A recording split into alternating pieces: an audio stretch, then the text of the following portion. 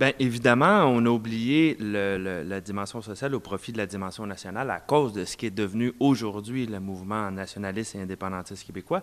Mais à l'époque, dans les années 60, on remarque que la différence est bien importante. D'une part, les mouvements les plus radicaux indépendantistes sont inspirés de marxistes, Fanon, Memmi, Castro, Guevara, etc. Ils sont indépendantistes, mais pour eux, ça veut dire une rupture avec l'ordre capitaliste en général et l'ordre canadien ou fédéraliste en second. Et c'est aussi une rupture très importante et très marquée à l'époque avec l'impérialisme américain, voire européen, dans le cas des pays africains. Donc, la FLQ entretient des liens avec la FLN, avec ETA, avec l'IRA, avec l'OLP, avec le Black Liberation Front, une organisation par ailleurs avec laquelle le FLQ a fomenté l'explosion de la Statue de la Liberté en 1965. Preuve que ces liens sont parfois très sérieux et qui sont pris au sérieux. Donc, le FLQ, c'est une organisation socialiste qui n'est pas libertaire ou anarchiste, mais qui a certainement des éléments, surtout dans le manifeste, des éléments de revendication autogestionnaire ou qu'on pourrait associer au socialisme par le bas. Le projet du FLQ, et c'est celui de la gauche duérienne, d'une partie de parti pris, des nombreuses organisations socialistes de l'époque, liait la lutte de libération nationale et la lutte sociale de manière très, très, très intime. Si on se souvient juste de l'aspect national, c'est parce qu'on a dissocié avec le temps l'un et l'autre. Les deux continuent d'exister, mais séparément. On remarque que cette séparation-là, elle est due, entre autres, au fait que les revendications de la rue sont montées et se sont institutionnalisées pour prendre forme à l'intérieur du Parti québécois, en quelque sorte. Un parti qui, il faut le rappeler, avait des assises populaires très, très importantes au départ. C'est un parti à membership, c'est un parti qui a eu jusqu'à 300 000 membres, c'est énorme, et membres qui étaient issus du milieu syndical et communautaire au départ. Il ne faut pas l'oublier, c'était une force très importante et assez populaire à l'époque.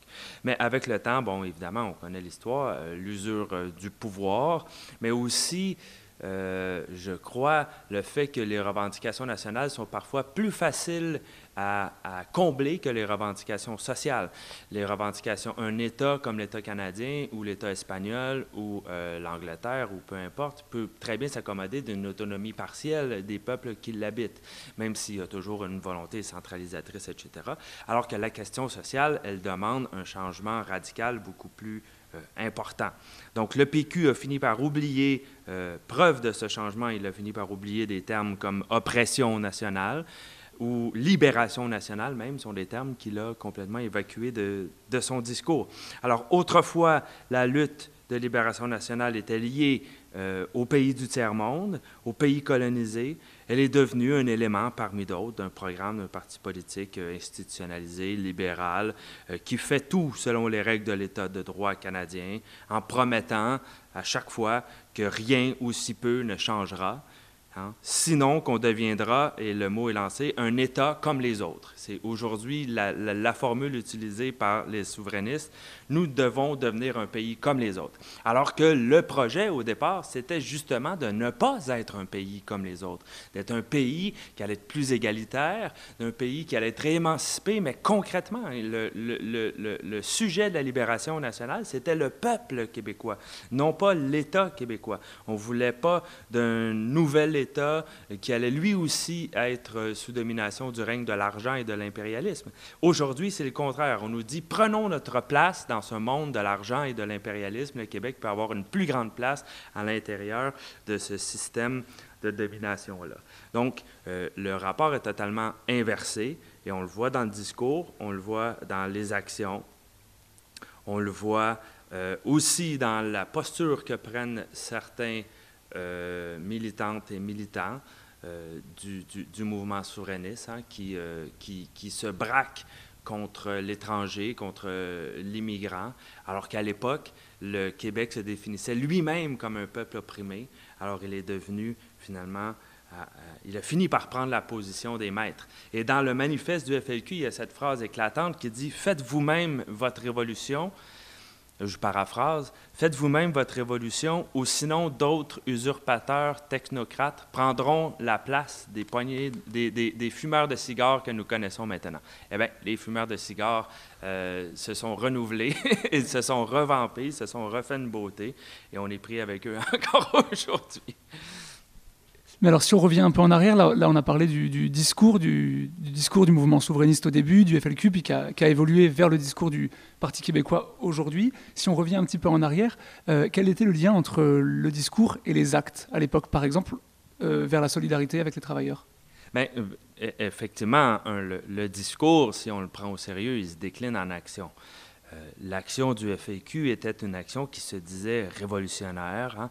On pose des bombes, on contre les banques, contre l'armée, contre la bourgeoisie elle-même et ses somptueuses demeures. On soutient les travailleurs en grève, que ce soit les travailleurs du taxi, les gars de napalm, de la palme, pardon, avec du napalm. Mais on les soutient de quelle façon? On pose des bombes, on envoie des communiqués pour les soutenir, on soutient les grèves, on envoie des militants sur les lignes de piquetage, on parle de leur lutte dans les journaux ou dans les tracts du FLQ. Et bien entendu, ces actions-là, qui sont parfois éclatantes, sont soutenues ou en amont doivent être déployées par d'autres actions. On parle de vol de dynamite, de vol de banque, bien entendu, mais aussi, par exemple, de voyages à l'étranger pour se faire des contacts, de formation de cellules, de nombreuses réunions, de l'épisode de la Maison du pêcheur qui a été mis en film dernièrement, etc., etc. Donc, le FLQ, c'est aussi toute cette époque de revendication à la fois féministe, ouvriériste, anticoloniale, qui sont toutes enchevêtrées. Hein. Aussi antiracistes, des conférences des Black Panthers à Montréal. Il y a des conférences de Viet Cong qui viennent à l'Université de Montréal. C'est donc tout un héritage, finalement, qui ressemble beaucoup à celui de la gauche radicale aujourd'hui, qui devrait être celui de la gauche radicale, en fait. Et si la gauche radicale est un peu gênée de se réapproprier cet héritage de lutte radicale et révolutionnaire-là, c'est justement à cause de la question nationale, qui est devenue peu à peu exacerbée. Mais toutes ces actions faites par le FLQ, mais aussi par Parti pris puis par la gauche indépendantiste de l'époque, elles ressemblent beaucoup aux épisodes ici des squats politiques à Montréal et à Québec, aux manifestations contre le Sommet des Amériques, aux grèves étudiantes, aux expériences coopératives d'autogestion, aux actions directes faites par le Black Bloc ou les communistes, les anarchistes, etc. Donc, il y a un héritage là que la gauche radicale devrait se réapproprier de manière critique, hein, évidemment. Il y a toute une critique à faire de cette mouvance des années 60, mais elle a existé et elle peut être une source d'inspiration. Et souvent, elle agit sur notre culture militante ici à Montréal, qui n'est pas nécessairement la même qu'à Toronto ou qu'ailleurs. Et il faut le reconnaître, justement, pour avoir une distance critique par rapport à ça. Mais bon, pour revenir à la question plus précisément, les actions vont changer. D'ailleurs, à la fondation du Parti québécois, une des conditions qui est émise pour que le RIN puisse se joindre au Parti québécois, c'est que les actions de rue cessent. Donc, et le Parti québécois est issu d'une scission du Parti libéral du Québec, il ne faut pas l'oublier. Donc, de culture légaliste, libérale, démocratie britannique, toute la patente. On veut cesser les manifestations. Et c'est à partir de ce moment-là aussi que la question sociale devient secondarisée. On utilise la question sociale pour nourrir la soif de pouvoir du Parti québécois, alors qu'à l'inverse, le Parti québécois devait être au service de cette question sociale-là et de cette question nationale-là. Le rapport est inversé, et puis on voit la déconfiture aujourd'hui à laquelle ça a amené aussi. Quand on réécoute 45 ans plus tard le manifeste du FLQ, c'est quand même saisissant, les parallèles qu'on peut faire. Puis effectivement, à quel point peut-être on a oublié, on a oublié une certaine forme d'héritage de ces traditions de lutte. Oui, effectivement. Il y a là des gens, je peux vous conseiller comme ça, le livre de Francis Simard, Pour en finir avec Octobre, qui est très bon, selon moi, un des très bons livres que tout militantes ou militants devraient lire aujourd'hui, parce qu'on voit des jeunes dans la vingtaine qui se donnent corps et âme pour la Révolution, qui vivent pauvrement, qui vivent en colocation, qui passent leur temps à réfléchir, théorie, à lire, à poser des actions, à faire de la prison, à se faire taper dessus par les flics. Il y a là, effectivement, une source d'inspiration sous-estimée, selon moi. On regarde beaucoup ce qui se fait en Amérique latine, par exemple, voire en Europe, mais ce qui se fait ici est toujours un peu moins romantique, parce qu'on le voit de plus près. Hein. On sait que plusieurs felkistes sont devenus à droite par la suite, qu'ils ont appuyé le Parti québécois. On sait, on connaît les vagues du FLQ, certaines sont plus intéressantes que d'autres, etc., etc. Donc, on peut moins fantasmer sur cet héritage-là que sur celui des Tupamaros ou des Apatistes, par exemple, parce qu'on les connaît moins. Mais si on les connaissait de plus près, on verrait qu'eux aussi sont traversés de contradictions. Et puis il y a toujours beaucoup de mythes, de toute façon, qu'on ne vit pas au quotidien. Oui, exactement. Il y a des mythes, effectivement, partout. Et puis, mais de regarder ce qui s'est fait ici, je pense qu'il y a un contact intergénérationnel qui pourrait se faire, qui peut être intéressant.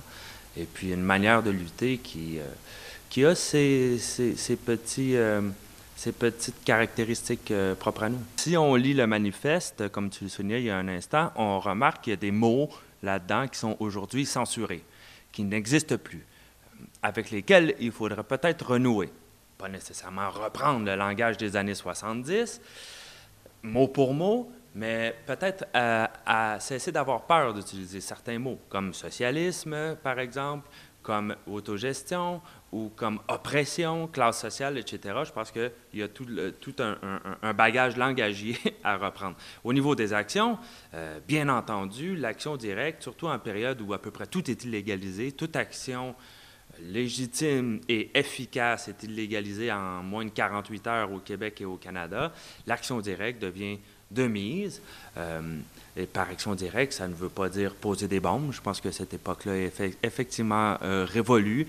Ça pourrait être très dangereux pour les militants eux-mêmes, premièrement, et à peu près impossible à effectuer de nos jours avec les systèmes de surveillance et tout. Quoi qu'il en soit, l'action directe au sens large, au sens de désobéissance civile, au sens d'action faite directement par les travailleurs et pour les travailleurs, dans le but de défendre leurs intérêts. Je crois que oui, il y a une grande place à ça aujourd'hui, pour les grèves spontanées aussi, pour la résistance finalement qui sort du cadre légal, parce que le cadre légal est de plus en plus restreint et empêche toute forme de développement, de lutte sérieuse et de combat sérieux où finalement les intérêts des bourgeois, des notables pourraient être menacés. Pierre Vallière, justement, un des penseurs du FLQ, disait qu'il aimerait redonner aux bourgeois une bonne frousse, comme dans les années 70. Et il ajoutait, la bonne nouvelle, c'est que ça leur en prend pas gros pour avoir peur. Et c'est effectivement vrai, on l'a vu en 2012, on le constate tous les jours. Ils sont assez peureux. Donc, faisons leur peur un peu.